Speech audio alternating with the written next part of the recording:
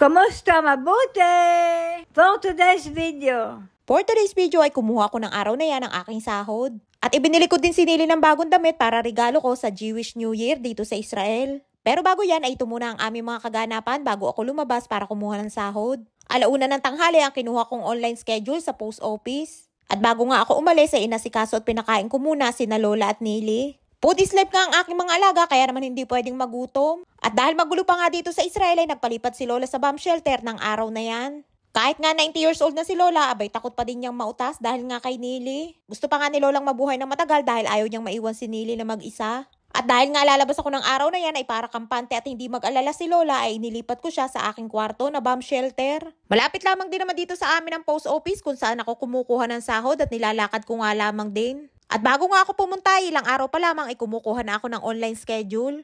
Ang palagian ko nga kinukuhang oras ay 1:00 o 2:00 ng tanghali para tapos ko ng asikasuhin sina Lola. Kami mga caregivers dito sa Israel na may nakukuha sahod galing sa pension o insurance ng aming mga alaga ay dito kami kumukuha ng aming sahod sa post office o DOAR ang tawag dito. Kapag nga kumukuha ako ng aking sahod ay hindi sa mismong araw ng sahudan para hindi ganun kadami ang tao. Isa nga din sa kagandahan ng lugar ng aking trabaho ay malapit ako sa lahat at hindi ko na nga kailangan magbiyahe papunta diyan. At pagkatapos ko nga maghintay ay sa wakas ay tinawag na din ang aking numero. Sa tulad nga namin mga OFW ay ito yung araw na pinakahihintay namin lahat, ang araw ng sahudan. Abay syempre lahat ay excited na makahawak ng pera. Pero sa ibang OFW na maraming responsibilidad at maraming bayadin ay hindi na masyadong nagtatagal sa kanilang kamay ang kanilang sahod. At hindi pa nga sumasahod may pinaglalaanan na agad ito. At sa tulad ko ng mga OFW ay kahit pagaano kadami ang responsibilidad ay huwag kakalimutan na maglaan para sa sarili. Kailangan din nating mag-ipon dahil tayong mga OFW ay hindi panghabang buhay ang ating trabaho dito sa ibang bansa. Isa nga din sa ipinagpapasalamat ko ay hindi ako maluho sa aking sarili.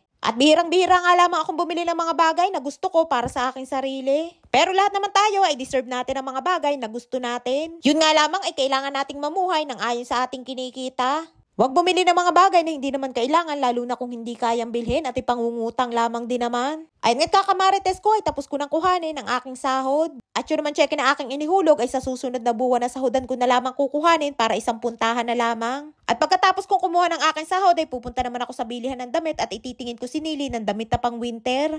At di na nga ako dumaan para mas malapit sa akin pupuntahan. Ayun nga't may nadaanan pa ako ng mga itinapo ng mga sapatos na pambata. Hindi ko na nga din kinuha dahil may pagkaluma na at may sira na din yung iba. Andi na nga din ako sa bilihan ng damit na tabilaang din naman ang daan. Diyan nga din ako bumili ng damit ni Nili na iniregalo ko sa kanya noong nakaraang birthday niya. At pati nga yung mga pantalon na isinusuot ni Nili kapag pumupunta siya sa kanyang doktor ay dyan ko din binili. Bihira nga lamang ako makakita dyan ng magandang tela ng damit na kakasya kay Nili. At ng araw na yan nga, ang bibiling ko para kay Nili ay panlamig naman. Dahil malapit na nga din ang winter dito sa Israel. At ng araw na yan ay kinabukasan naman ay Jewish New Year dito sa Israel. Kaya naman naisipan ko din bilhan para regalo ko na din kay Nili. Pandipili nga ako dyan at pandihanap ng magandang tela na kakasya para kay Nili. At syempre present dyan ang kulay pink na paborito ni Nilush. Buti na nga lamang at may nakita ako niya nakasukat para kay Nili. Dahil karamihan ng mga nakadisplay ay hanggang large lamang ang sukat. Naghanap pa nga ako ng isang terno na kasukat kay Nili at yan nga ang aking napili. Siguradong matutuwa nga niyan si Nili dahil meron na naman siyang mga bagong damit. Kapag nga ako nagbabakasyon sa Pinas ay mga damit din ang ipinapasalubong ko kay Nili. At bukod nga sa mga panjama yan, lagi kong nabibili ay mga t-shirt. Si Nili nga lamang ang aking binili dahil wala naman dito mga bestida na kakasya para kay Lola. Kaya naman kapag nagbabakasyon ako sa Pinas ay sa Pinas ko na lamang ipinagpapatahi si Lola ng kanyang bestida. At si Lola nga kapag taglamig ay hindi yan nagsusuot ng kahit ano na panlamig. Hindi siya nagja-jacket at hindi rin siya nagsusuot ng medyas. Dahil hindi sanay si Lola at nangangati daw siya.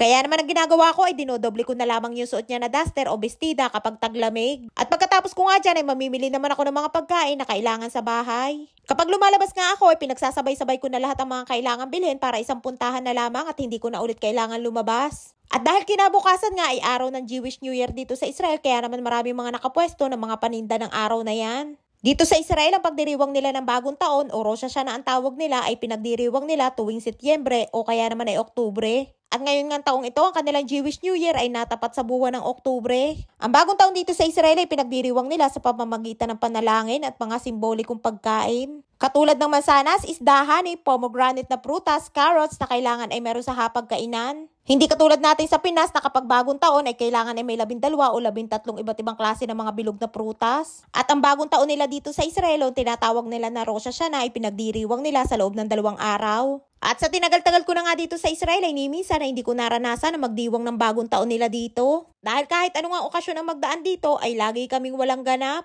Wala kaming selebrasyon dahil kahit anumang okasyon ay parang ordinaryong araw lamang para sa amin. Kaya naman sa tulad ko na hindi nakaranas ng kahit anumang okasyon dito sa Israel ay talaga namang minsan ay malulungkot ka din naman. Dahil habang yung iba ay nagdiriwang at nagsasaya, kami naman ng aking mga alaga ay ordinaryong araw lamang at nasa bahay lamang din naman. Ayun nga't nandito na ako sa bahay at pagdating ko nga ay nanonood ng TV si Nili habang hinihintay ako. Habang si Lola naman ay natutulog. Ay siya, hanggang dito na lamang ating kwento for today's video. Maraming po salamat sa inyong support at laging panonood. Mag-ingat po kayo palagi. And please subscribe to my YouTube channel. Please follow and share. Salamat!